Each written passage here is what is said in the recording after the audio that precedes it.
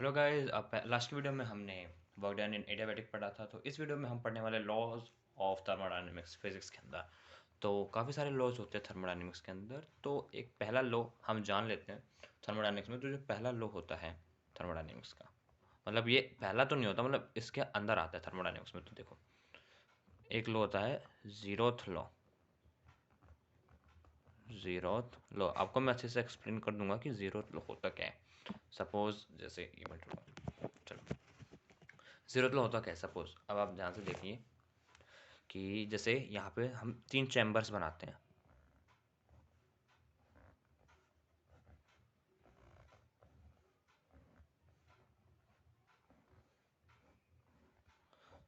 तो ये चैम्बर ए हो गया, ये चैम्बर बी हो गया और ये चैम्बर सी हो गया।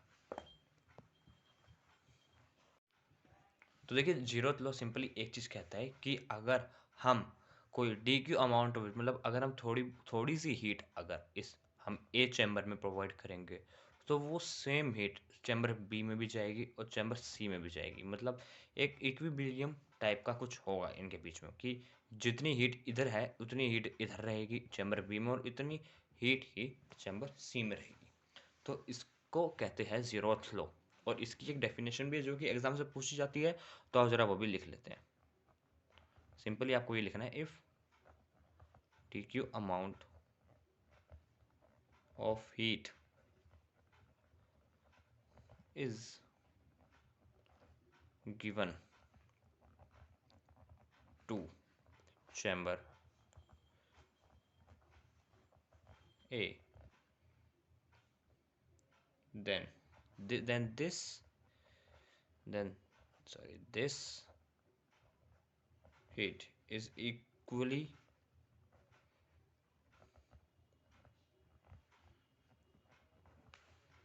transmitted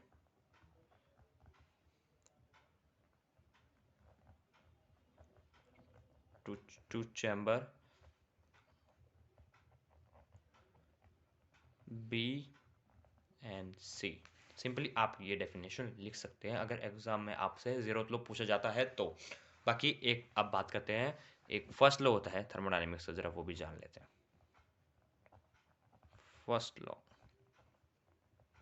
तो फर्स्ट लॉ ऑफ थर्मोडायनेमिक्स क्या कहता है? देखिए सिंपली देखो, ये कुछ नहीं कहता कि अगर देखो, अगर हम कोई भी सिस्टम होता है थर्मोडायनेमिक्स के अंदर, उसमें हम d Q amount of heat दे रहे हैं किसी भी सिस्टम में, तो उस हीट का थोड़ा सा जो पार्ट है, D Q amount of heat अगर हम प्रोवाइड कर रहे हैं, तो थोड़ा बहुत हिस्सा जो होता है वो क्या नाम है, इंटरनल एनर्जी में हो जाता है। और बाकी जो उसमें हीट बच चुकी है वो वर्क डन करता है। सिंपली ये कहता है। तो देखो, हमने D Q amount of heat provide करी, तो सिंपली थोड़ा सा हीट क्या नाम है, इंटरनल एनर्जी लेता है और बाकी जो वो होता है वो वर्क डन करता है। तो वर्क डन को हम पी ये लिख सकते हैं, पी डी वी।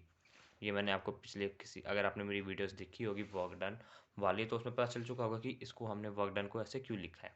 बाकी थोड़ी हीट इंटरनल में चली जाती है अगर हम कोई भी हीट किसी सिस्टम में प्रोवाइड करते हैं। तो इसकी भी एक स्टेटमेंट होती है, आओ ज़रा वो भी जान लेते हैं। If D Q amount of heat is given to a system,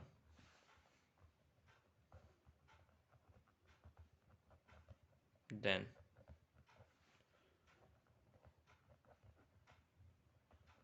some part of it will help in internal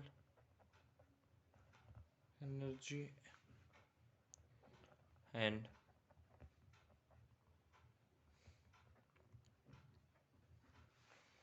remaining part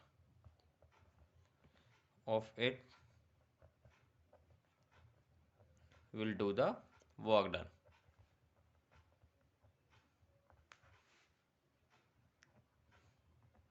तो सिंपल सी भाई देखो, इसकी भी स्टेटमेंट है। आपको फर्स्ट लॉ भी समझ आ गया होगा कि अगर हम d Q amount of heat किसी में प्रोवाइड करते हैं सिस्टम के अंदर, तो उसका पहले तो जो पार्ट होता है वो इंटरनल एनर्जी में जाता है, और जो पार्ट बच चुका होता है उसका वर्क डन होता है। समझ चुके हो आप ये बात? चलो आगे बात करते हैं। एक बार हम इंटरनल एनर्जी की बात कर लेते हैं कि इंटरनल एनर्जी होता क्या है। इंटरनल एनर्जी हम बात कर लेते हैं इस बारे में भी। It is the sum total, आपको ना इसमें इसकी स्टेटमेंट से पता चल जाएगा कि क्या, it is the sum total of all kind of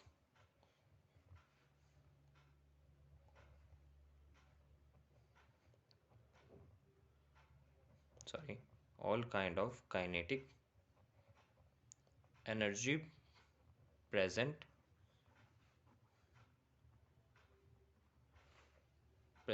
in a molecule। तो सिंपली देखो, इंटरनल एनर्जी होता क्या है। इंटरनल एनर्जी होता क्या है, किसी भी, अगर हम मॉलिक्यूल की बात कर रहे हैं, कोई भी मॉलिक्यूल अगर है सिस्टम के अंदर, तो उसकी जितनी भी काइनेटिक एनर्जी होती है ना, उसको इंटरनल एनर्जी कहा जाता है। सिंपल भाई, देखो इतना ही था इंटरनल एनर्जी में। अगर आप कहीं और से देखोगे तो इंटरनल एनर्जी का मतलब यही निकलता है। बाकी अब इसका हमने फर्स्ट लॉ बात कर ली है, अब बात करते हैं सेकंड लॉ की। तो एक सेकंड लॉ भी होता है थर्मोडायनेमिक्स के अंदर। तो सेकंड लॉ क्या कहता है? देखो सेकंड लॉ क्या कहता है, एक सिंपल सा ही है, द एंट्रोपी।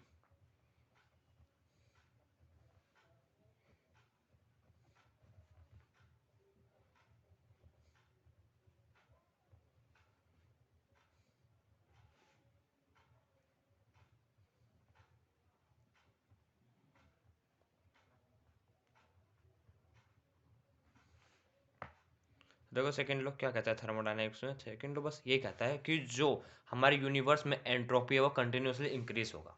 सिंपल सा है, जो सेकंड लॉ है हमारे उसमें थर्मोडायनेमिक्स में, वो सिंपली ये चीज़ कहता है कि हमारे यूनिवर्स में जो एंट्रोपी है वो कंटिन्यूसली इंक्रीज होगी।